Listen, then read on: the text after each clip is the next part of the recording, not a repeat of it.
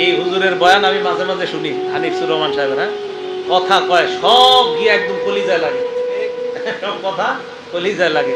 একটা বয়ান করছে, কতবার যে এই বয়ানটা আমি শুনছি জানেন।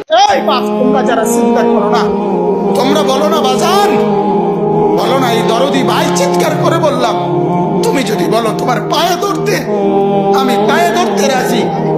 তুমি যদি বলো তোমার জড়িয়ে ধরে কাঁদতে, আমি কাঁদতে রাজি।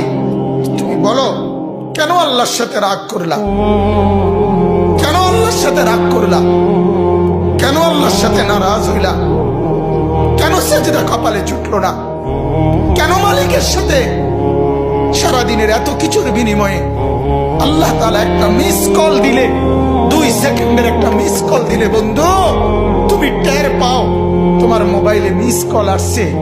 এত বড় মসজিদে 6টা মাইকের হরন দিয়া আল্লাহু আকবার বলে তোমারে ডাক দেয়, তোমার একটা বারও কানে লাগে না, বিবেকে লাগে না।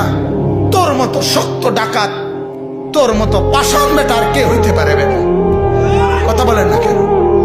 তুই ডাকাত, কত বড় ডাকাত। ওই যে এই যে একটা বয়ান আছে দেখবেন, যে তুমি আজকে কার জন্য কি করলা, বড় বড় বিল্ডিং করলা, পাইলিং করলা, তুমি মরে যাইবা, সব শেষ। এটা জানেন না? এত হিট করছে এই বয়ান, দিলে হিট করে। কি কইলো উনি? উনি বলতেছে যে আমার বাবা নাই, দাদা নাই, দাদি নাই, কেউ নাই, কিচ্ছু নাই, মিয়া আমিও থাকবো না।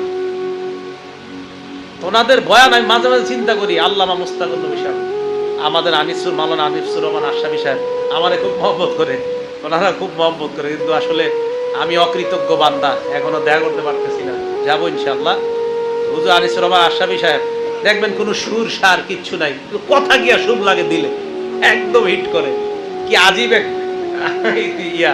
আমলি মানুষ তো, আমলি মানুষ তো যা কয় তাই ভালো লাগে। আমলি মানুষ দেখবেন যা কইব এটাই ভালো লাগে। আপনারা যদি একটা থাবরও দেয় আমলি মানুষ, জি হুজুর মারেন, আমারে মারেন, তাও ভালো লাগবে। যাই হোক, আমলি মানুষদের কাছে বেশি বেশি যাবেন, যারা আমল করে তাদের কাছে খুব বেশি যাবেন।